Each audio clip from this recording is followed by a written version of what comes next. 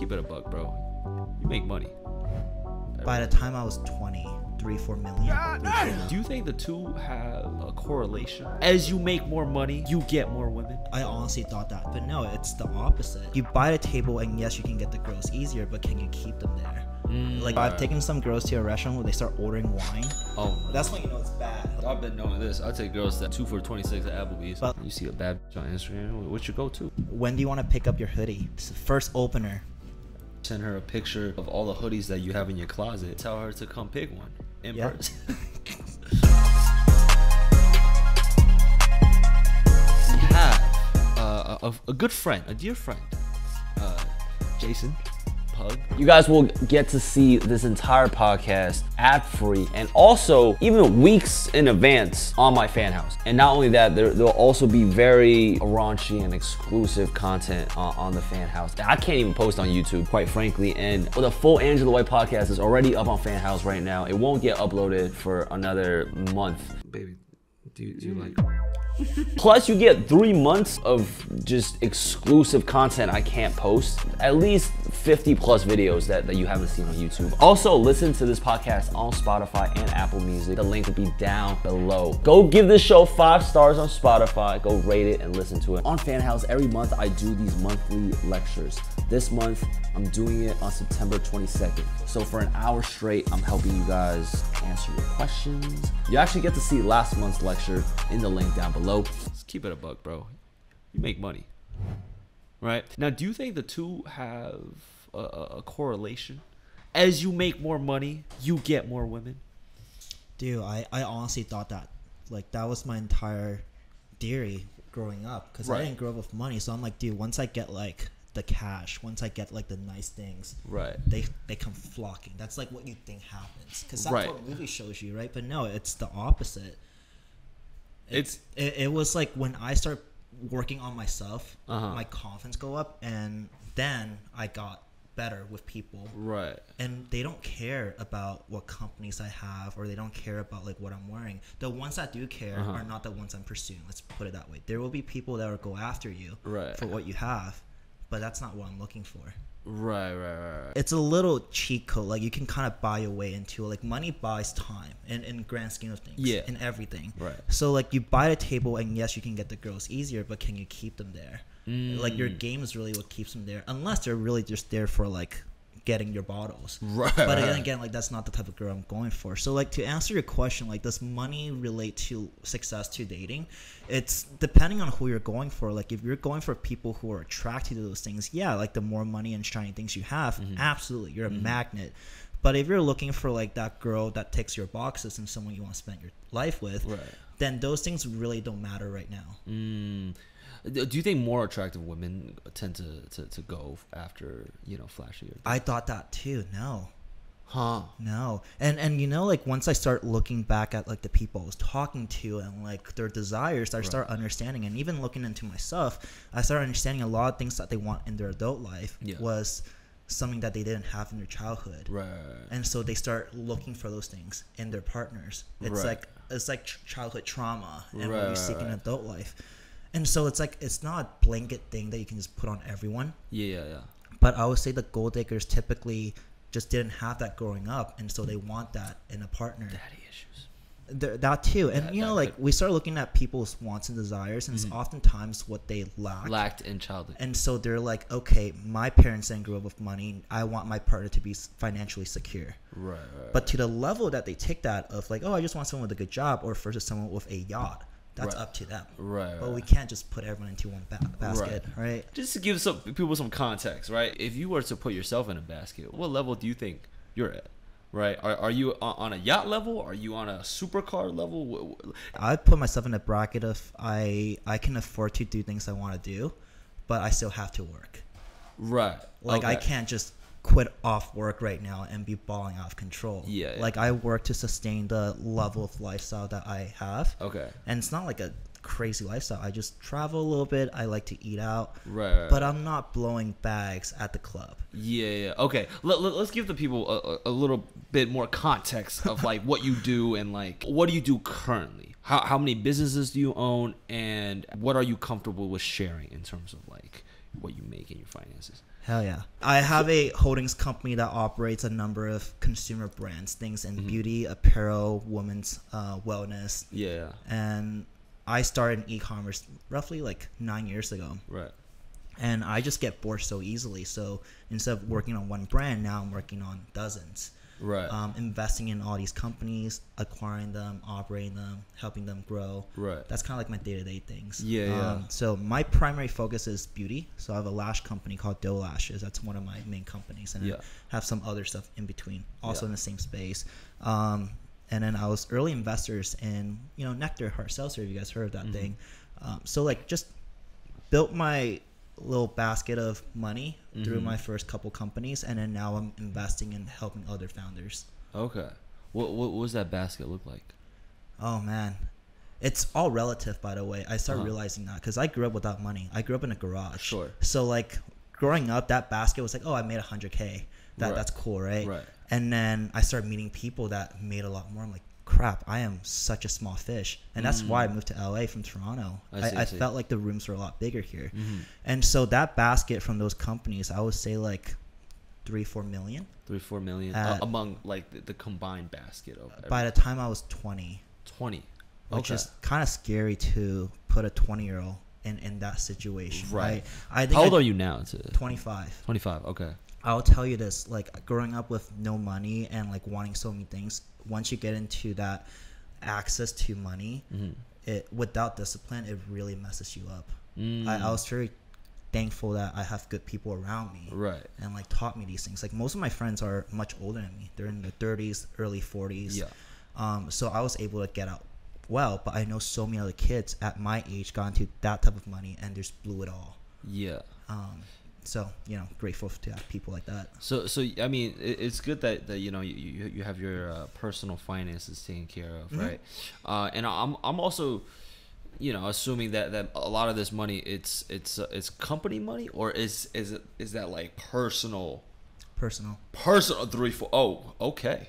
Now, if you were to give advice to somebody like me, right, who wants to also take YouTube as a business, it's people. At the end of the day, like every big company, I would say, is built by really good people. So once you built one, you built the foundation, you built this infrastructure. Like for you kind of know, like for me to do a podcast show, there's 12 steps I need to take. Right. Pre filming all these questions I got built. Right. After filming all these editing I got to do, where do I post them? There's a little infrastructure that you built for everything, right? And now you just expand that for the business that you do. You're like, okay, I need to hire these 2 people for this, these 2 people for here. Right. And where do you find your people? How do you know how to find hiring? good people? So hard. So hard. Hiring is like getting into a relationship. You're committed. You know, like you gotta really make sure you understand them on an emotional level. That's what people didn't tell me when I started my business, is that people management is one of the harder part of being a CEO more than anything else. I know how to run ads, I know how to make products, but man, understanding people and understanding how to work with them, how I provide feedback, what's their working stuff, like there's so much. And once you have a lot more employees, you gotta know every one of that until you hire a manager to manage them. But people, I would say, is hard to find. We work a lot with referrals, people within our circle. We have our own recruiters that we work with. But dude, it's so hard because one bad person in your team brings down the entire team. I see. It brings down the morale, like slows you down. Right. It could definitely slow you down. It's so bad. But to build all the stuff that I'm building, it's really due to people. Like I'll give credit where it's due. Really good people that believe in my vision and was like, hey, I'm gonna carry that. Right. There's this crazy statistic. I don't know if it's true. You could tell me, but it's like 95% of all businesses fail. Oh yeah, around there within the first year. Yeah. How do you know if you're getting into a potential like? I think that statistic is so high is because the way that people define new businesses. You're like, okay, the government's not watching me to make money. Yeah. I got paid on this tax. Oh, I got to hire employees. I got to figure out their benefits. I got to figure out their salary. I got to figure out if they're feeling good or not. Right. Depending on what kind of business you have, there are things that will just right hook you out of nowhere. Right. So we kind of do 2 things. One is we always make safety nets for ourselves. If this doesn't work out, we always have a plan B. Yeah. The second thing is we look at the trailblazers in the market what are they doing? What are they doing wrong? And how can we do it better? And you kind of learn from their mistakes along the way. We're not inventing a brand new wheel. I'm starting a lash company when there's a billion other lash companies out there already. But I saw this opportunity in the market when my ex was like, yo, I don't like the lashes I'm wearing. I'm like, bet, let me go make it. Because there's millions of people who are wearing lashes and a lot of them don't like it. So I know what's not working already. I know there's people willing to give me money if I fix the solution. So I go into it knowing that the risk was a lot lower for me rather than inventing something brand spanking new. That's a lot more risk. So that's how we mitigate risk. How do you find the resources to even start something like that? Oh, I mean, 8-9 years ago, there was no resources. I was like 16, 17. There's nothing that taught you how to do it. So I just fell upwards or kind of like fell my way through it, made a lot of mistakes, lost a lot of money making those mistakes. Like one bad hire cost me $1 million. How just like poorly managed our marketing campaigns, just spent a lot of money, and I literally spent $1 million on a marketing campaign and just complete flop. And I always say I like to give people benefit of the doubt. So I'm like, you know what? I trust that. No, he lost you $1 million. My biggest advice to anyone starting a business is like know your numbers. Like know every single numbers that goes in and out of your business. You don't want to wait till you're like bleeding out. And you're but see, not everybody's an accountant. No. Like find resources. There's definitely people you can hire. I just was like stubborn, bro. I'm like, dude, I got this. And that's the biggest mistake. Like you always have to drop your ego at the door when you're starting a business and in anything, honestly. My ego wasn't like I'm better than anyone. My ego was like, you know what? If I can do it, I think I should just do it. But I didn't realize how much that was slowing me down until later on. So you didn't go to college, right? No, I did like a year of community college and just dropped out. Yeah, I mean, while you were sitting in those classes, I'm assuming you were just building your businesses. I slept through class, most of my class, because I will work till like 5 or 6 a.m. My class is at 9 a.m. So I'm just going there to like get attendance. What was your biggest purchase? Biggest purchase, or like most rewarding purchase? Let's do both. Biggest purchase probably my car. I bought a car I really liked, a little blue car. Lamborghini? No. I bought a Mercedes, cute blue car. I just thought it was enough to get around. They make blue Mercedes? Oh, I wrapped it blue. Oh shit! But they do make blue Mercedes. But that was like the biggest purchase. But I wouldn't say that brought me the most joy. Okay. My most joy is probably my bed sheets. Okay. Well, that's you could buy that. Growing up, I always thought money would correlate to happiness because that's what I was taught to believe by everyone. And then as I grew up, once I have access to that money, I'm like, dude, I literally don't care if this thing is more expensive than the other because it doesn't bring me exponentially more joy. Wait, that's not true.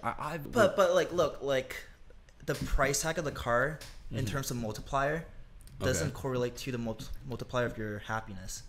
What do you mean that? Like $1 million car doesn't make you 10 times happier. Or does it make you like 1,000,000 times happier than like that's what I realized. I actually drove my Tesla here. I don't drive my Mercedes that much anymore because I like just being able to coast. It has an autopilot and it's like half the price of it.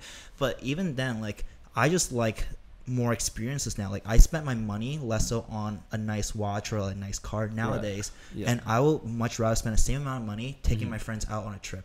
Much rather take my friends out to eat and host all these dinners and stuff. I find so much more joy doing that than buying the nice things.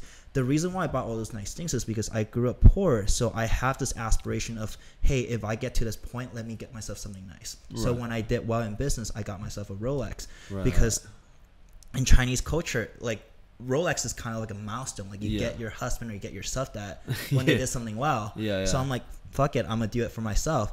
But like after I bought that, I'm like, okay, does that make me 100 times happier than if I spent 100th of the money on an experience? And I realized that I will much rather pick the experience. So I don't knock buying the material things. Don't get me wrong. I still like splurge here and there.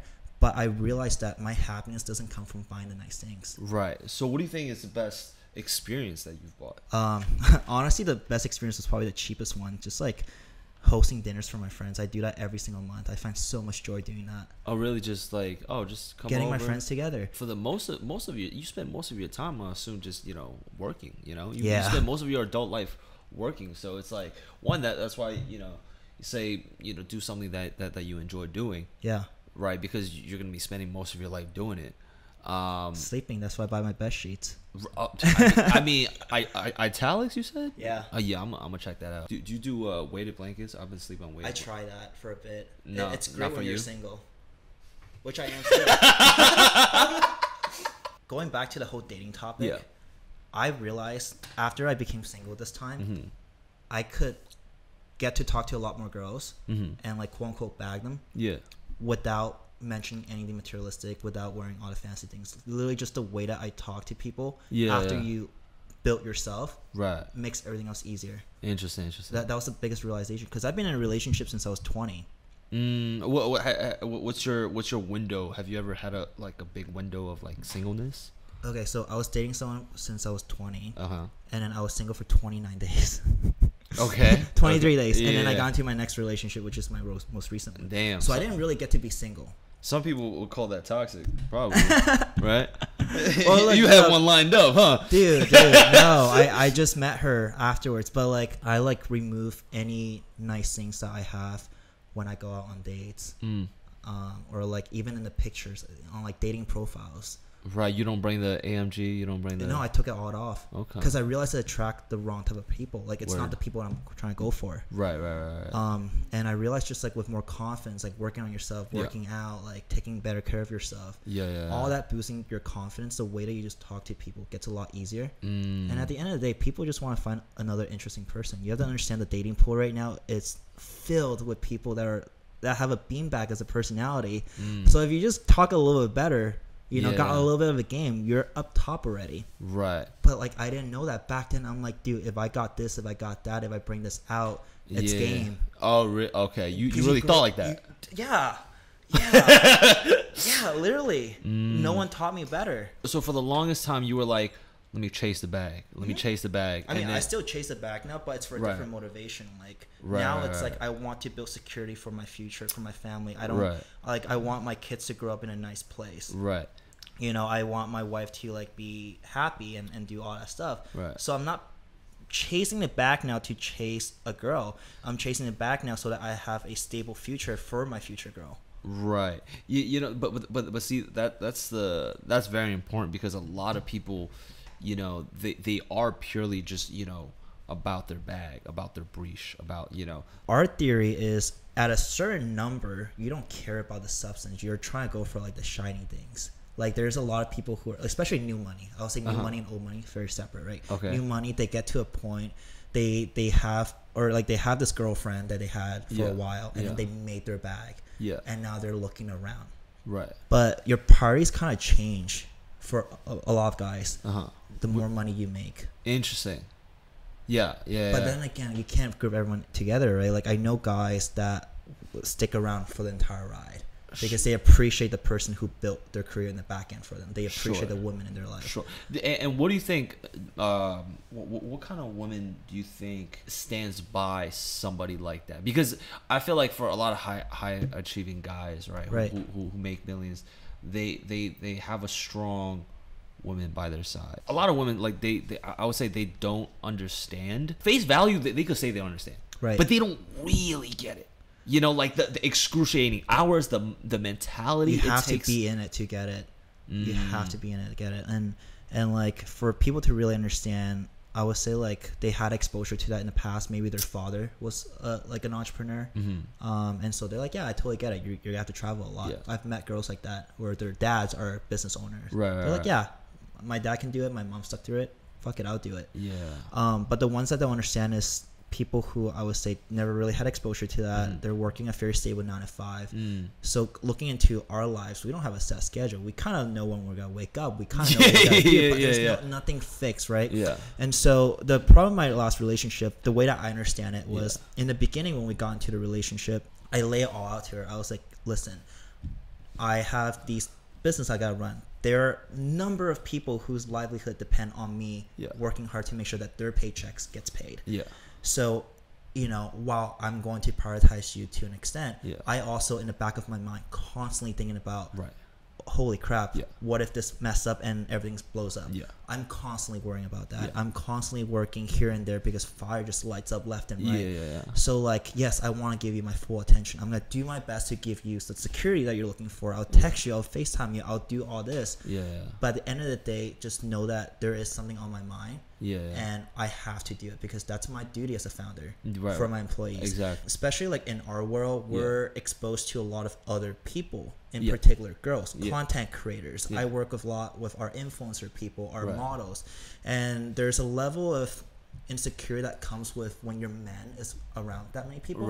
And I was like, look, I get it, I understand. I'm gonna give you as much as I can to make sure that you feel safe. And some people might say you don't have to go that far, but like, I'm like, look, she's far away, we were long distance for a bit. I'm gonna give you that security. But at the end of the day, what she thought she was okay with in the beginning of the relationship stopped being okay. And that it's a front, bro. I don't know, man. I'm not gonna put words onto her mouth because like I feel like we maintain a good. Well, it's not even I would say it's just more so like in the beginning of a relationship, it's fun, it's lovey dovey. It's a honeymoon phase. Everything's okay. Like red flags are fucking pink. And it's like it looks can be deceiving. Like you know it goes over their head. Yeah, you don't think about it. So I was like, look, when we broke up, I understand. Because like not everyone can really be okay with the stuff that we go through, and I'm not gonna like force you into it. I get it. What was her demand? Oh, you should FaceTime me more. You should text me more. You know, sometimes when we're talking and like shit just happens, pop up in my mind, I'm like blanked out for a little bit. But like in my head, I'm like, how do you think we afford all these trips? I gotta work. You know what I'm saying? But no, in all like seriousness, I think we broke off in a very good place. Just like understanding my life and her life are not supposed to be aligned now. And that's okay. I like to say that some people are only meant to be in your life for a period of time. All the memories that we create together, all the things that we've done together are great memories that I would never regret. If I had to go back and do it again, I'll do the exact same thing. Right. And that's okay. You just have to let go. You have to process that shit. What do you think it took you to heal as a still in progress? still in progress.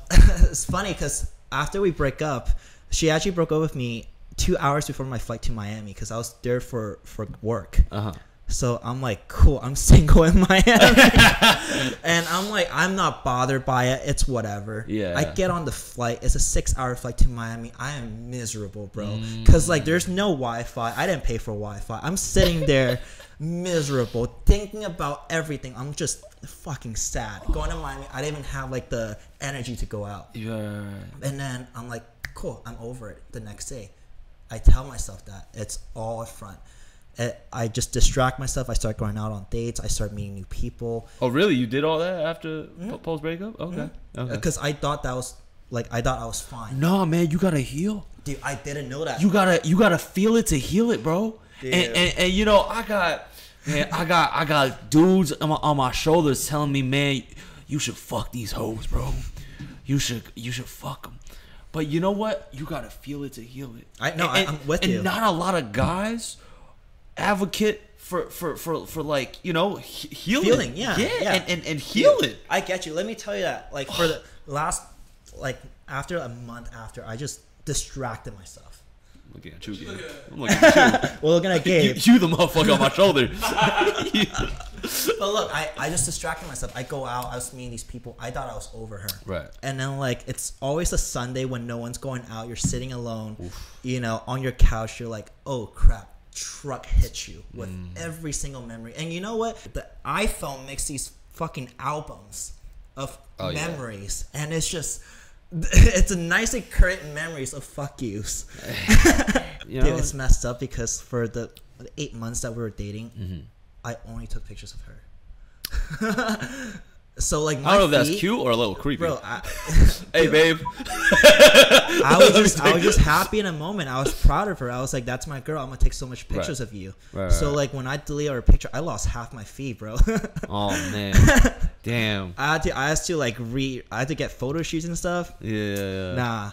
Did you ever feel that your girl took your focus away from the businesses? At the end of the day, like what we do is we have self-control. I let it happen. Like I wanted to give her that time. I wanted to give her that energy.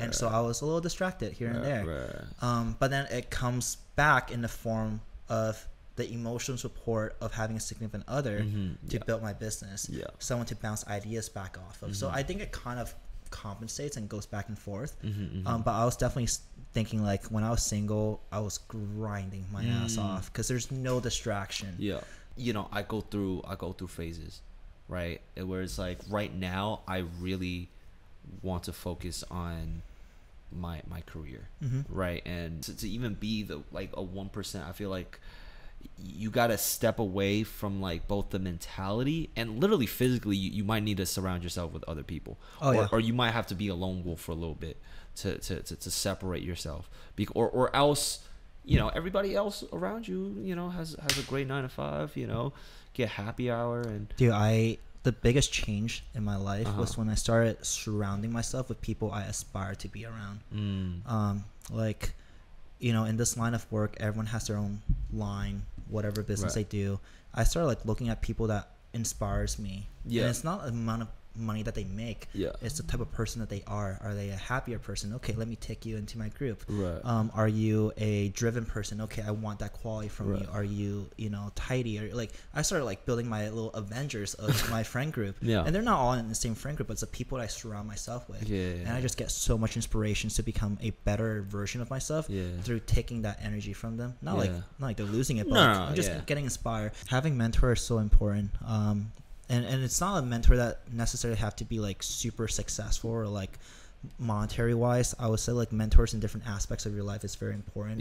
Like I have people that are much older than me, more experienced, that helps me through, you know, loving myself, like working on myself. I have fitness mentors, I have business mentors. Like you just like start building your little board of advisors. And you will move through life so much faster because you're essentially getting a head start. You're learning the cheat codes and the shortcuts to get around the things that other people experience. You're saving yourself the most important asset of life, time.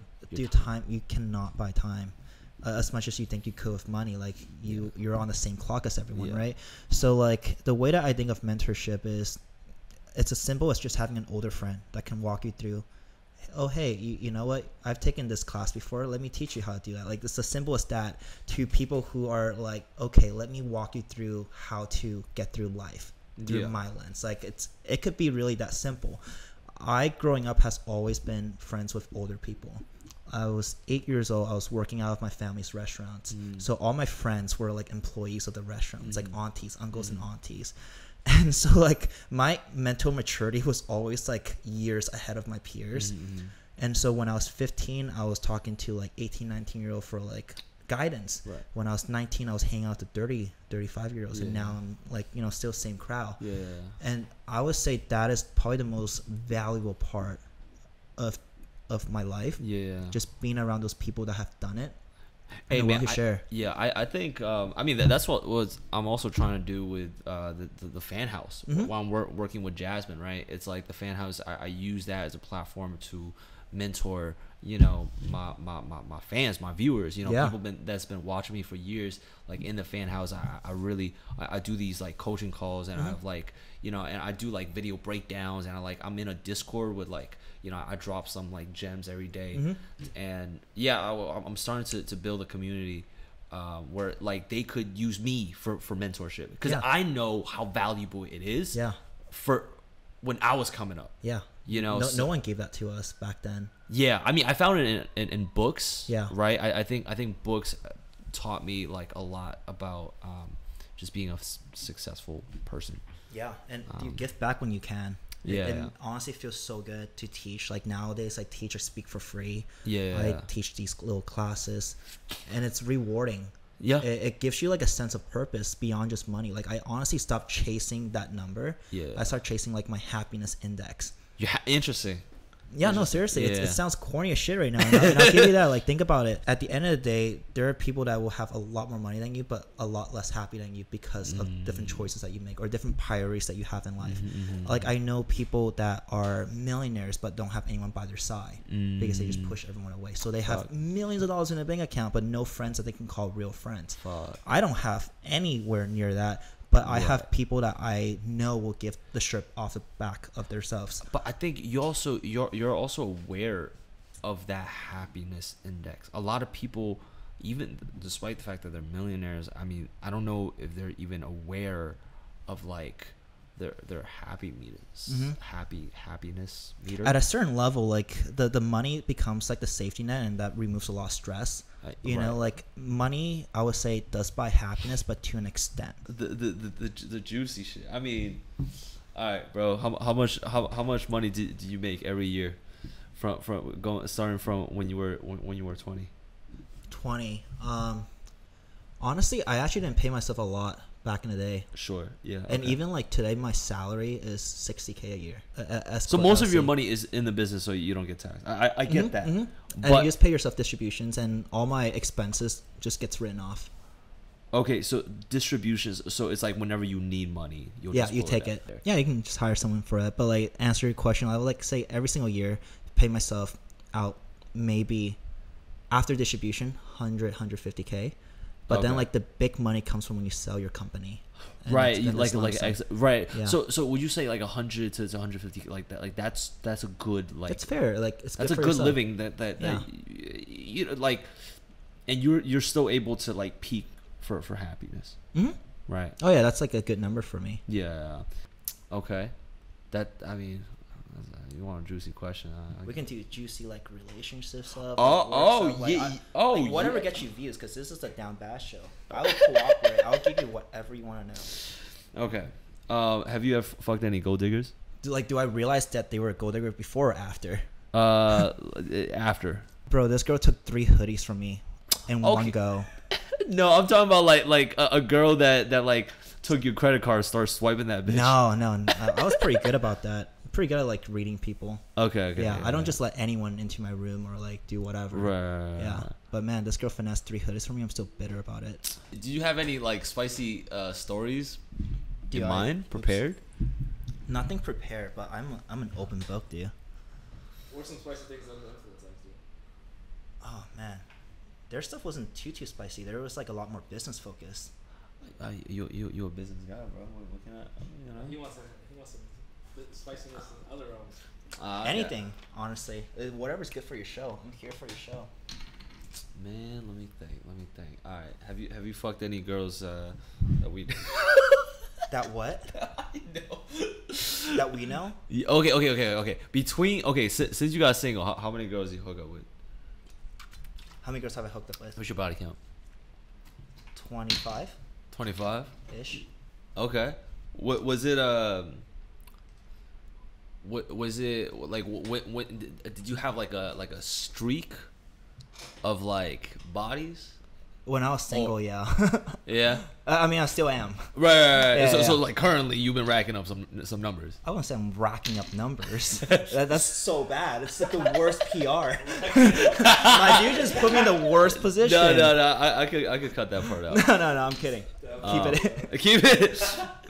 How many bodies do you think you'd have if you was just making like 100K? Nah, see, it's not about that, you know. But at this point, it's like you have the money, you could, fucking book a hotel like that night, right? Making shit like this easier, it honestly just makes it easier. Like you can take them out on dates, you can drive them out to a nice place. Like those are things that add up and help you a little bit. Right. But dude, the game was just different. How do you go about pulling? At the club, or do you do the dates? Like what do you take them out on dates? What's your go-to? And like if there's a vibe, oh dude, I got a cheat sheet for you. Oh, go for it. Kazunori as a Oh date. There's a price point cap. You cannot really go over that because it's a set menu. So it's like $27 per person. And so the most you lose out is $27 on a date, and it's great food. Because I've done like dates in all different levels of price points, and I found like the ones that were the cheapest were actually the most rewarding. Yeah, because I'm not like thinking about the bill. I'm like, yeah, you know what? It's $27. I'm just gonna enjoy my convo. Right. Bro, I've taken some girls to a restaurant where they start ordering wine. Oh no. That's when you know it's bad. Like when they start looking at the wine list, it's out. Yeah. See, I've been knowing this. I take girls to two for $26 at Applebee's. The first date that I went on after my breakup was a McDonald's drive-thru and a Tesla supercharger. Oh. I was flying back from Miami. Remember how I broke up with someone right. before I flew Miami? Yeah. On the way back on the plane, I bought Wi-Fi. I went on Tinder, matched with a girl, and I said, hey, I'm landing at LAX at 10 p.m.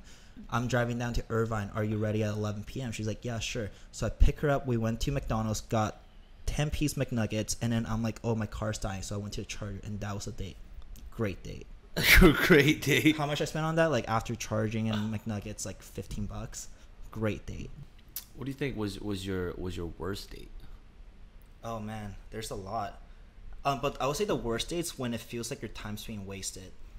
Yeah, don't you ever feel like, oh, like I could be making money right now? Not that aggressive anymore. Like I'm not thinking that much about it. Yeah. But it's just like energy is so important to me now. It like is. I want to talk. Sometimes dates are exhausting. They are. So, it's an energy drain. Like it felt like talking to a beanbag. I've been using that as a label now. A beanbag personality. You literally ask them a question. You know, like a podcast where we're like playing ping pong. Right. Like we're rallying. Yeah. Like I asked her a question. She's like, yeah, this and that. And you're great at talking too. So if anything, if you're doing a lot of the talking, it's so tiring. Yeah. Like, and I know it's not me because it's like 1 out of 10 that's like that. So I'm like, it's definitely not me. It's definitely. Oh really? Her. Like, it's like 9 out of 10 are like good. Pretty good. Oh, really? I've been doing some pre-vets, FaceTime before the date. Yes, I've been telling people this. Dude, I've been telling people this. FaceTime before the date, free.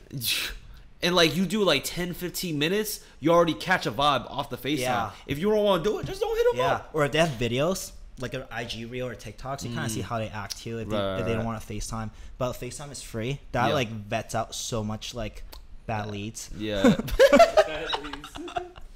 Dude, like once you're like in this industry, you start thinking about things in like business terms. I'm like, yeah, it's a sales funnel to like to get the best girl in my life. It's like recruiting. There's like second round interviews. Also, like now, I would say, you know, like you said earlier, you get exposed to a lot of people, like models, right? Are these the girls that? No, I don't hit on customers. I don't hit on people we work with. That's just bad. Sure. But even in your normal walks of life, it's like you're probably encountering more models and entertainers, creators. Right. What's your approach on that? Right. I set boundaries. Like work is work. I don't date coworkers. I don't date employees. I don't date people that we work with. Like just set very clear boundaries. Because it's not sustainable. Like one bad thing just ruins everything you've worked for. Right. So like I'm pretty good about staying within my lane. And like the past few years I was in a relationship, so I was very good about it. But now that I'm single, I make sure that I'm like disciplined and stay in my lane, and I've been good about that. No, you know what you need, bro? You need a consistent like fuck buddy. Dude, I think that would just slap. That's just hard. A fuck buddy that you know that you could. This man got one. Nice. You know the problem is when you're in this position where you kind of have a name, you have to be a little more careful. Can you imagine girls just saying, "Oh, Jimmy Zhang Sly and said DTF"? Like no, definitely not on that level, right. But I think like to even get to the point of fuck buddy, it's like there's talking and stuff. There's still dates, and then it's like I don't know like how nice the dates are, right? Maybe just a nice Netflix and chill kind of date. Yeah. A nice smoke sesh by the crib kind of date. Yeah. Those type of dates. Yeah. Right? No, I get you. I have friends that sign NDAs. Oh. Yeah, like when you walk into their house, NDA. If you sleep with them, NDA. Yeah. Like they're super protective. But like my point is that like. Are you on Tinder, Hinge? I'm on Hinge. You're on Hinge. Yeah. Okay. It's been alright. It's been alright. Yeah, cause like I don't know, just different dynamic. Hinge they kind of expect that the date. Tinder it's like come over. Okay. Yeah. Do you find any success on like Instagram? Like do you ever do the Instagram slides? Actually, the past few has been in the Instagram slides. Oh, for real? So like. Here's the thing that I learned after I became single that I didn't do before. Oh, what's up? That completely changed my success rate. Okay. Just literally don't give a fuck. Sure. I used to care so much about who I talk to. Oh, maybe I shouldn't talk to them because they're too big, or like, oh, they're way out of my league. I'll like doubt myself and get myself out of doing it before I even did it. Now I'm like, what's good? Like, what's going on? Like, start conversations with them. Yeah. And it actually like all end up either we're friends or like we have something further. Yeah. But just literally stop caring. What's your go-to? Like what's your, you know, you see a bad bitch on Instagram. What's your go-to? Like, do you have comment on their post? Do you have a line that's been working so well? What's that? On dating apps, though. On dating apps. The line is, fuck, I'm gonna give this away. When do you want to pick up your hoodie? It's the first opener. Okay, I like that. You let them interpret that, and they're like, "Oh, tonight, tomorrow night." Shit, I don't know. It's like the new version of Netflix and chill, but like, look. When do you want to pick up your hoodie? Yeah. You kind of get like their intentions from that one line. It's been working really well. I feel bad giving it out. No. And then you send her a picture of all the hoodies that you have in your closet. I do have a lot of hoodies. And then tell her to come pick one in person. What's the craziest place you hooked up at? No, like penthouse view in Dubai or nothing like that. No, I'm cheap, G. I'm cheap. You're thinking me. I'm not in that bracket. You know, yeah, I am thinking of you, but at the same time, I also realize you're Chinese, bro. You're Chinese. You know, that's why I think no matter how much money I make, I'm on the same. I will never drop like 10 G's. I just cannot do that. I can't drop 10 G's on a fucking hotel. But let me tell you that I got caught by the cops doing that. I was 17 years old in Toronto. My first girlfriend. We're in the back of my little Toyota Prius. No, it's not. It was a Matrix. It was a hatchback. It was like this little car. When you drive down the highway, your car literally sways. So it feels like you're getting blown away. That's how small the car was. Oh, shit. Super light. We're in the back getting it on. Window gets foggy. I'm like, cool. I'm finally like doing it. That's sick. Can't go back home to mine or hers because her parents are home. I think like 2 minutes in, you see a flashlight through the fog windows. And I'm like, oh shit, someone's behind us. That's cool. And then you start seeing sirens. Oh shit. But you know what's bad? It's not the sirens with sounds, it's the silent sirens. That's when you know that they're outside the car, like they got you. Sirens just for when they're chasing you down. Right. When there's a siren, no sound, they're out of the car, they're walking towards your car. Like you're out. I mean, I can't just jump in the front seat and like run away. No. So I hear this knock. I'm like, fuck, I'm 17. I'm about to go to jail for like getting my dick wet. Yeah. I come out, condom still on me. I'm pulling my pants out, or pants up, and gave her my ID and all that stuff. And it was a girl cop. It was like, I think it was like, she probably just got into the academy doing night shift. She's like 24, which is like my age now. Oh, you gotta hit her with, you trying to join? You gotta join this. That was so embarrassed. Oh, I can imagine. Yeah, so I drove home, condom still in my pants. Cause what do you do? Oh, sorry, officer, I got unzipped and like take it out. I feel like this story went so off the tangent off everything we talked about. Oh no, it's right on brand. No, this is that's why it's called the Down Bad Show. Have you ever dropped a big check for a girl that never got like it never got reciprocated? Wouldn't say like anything major. Oh, okay. Like a date, whatever. I don't drop big checks in general. I'm cheap. Yeah. I think I got that by now. Yeah, I caught on now. Like, I don't ball out and, like, book a penthouse hotel. Let's chill here and not get anything. Yeah, no, thank you. Thank you for coming all this way, dropping a lot of gems. Thanks for having me. And, I mean, I learned. Gave me a lot of great insights. And not only that, you know, I think the audience at home, I think this was a very, very informative episode for a lot of people. And, yeah, you're doing great things, bro. You're helping out a lot of... and I do have a big Asian audience, so you're definitely helping the Asian youth. And I think on that note, it's been a joy. Wonderful. Oh, this is fun. Please, if you guys are watching this on YouTube, go listen to the full podcast also on Spotify, and join the fan house community down below, and make sure you cop some free samples from Gamer Sub. Great having you, bro. Thanks for having me. All right. Deuces.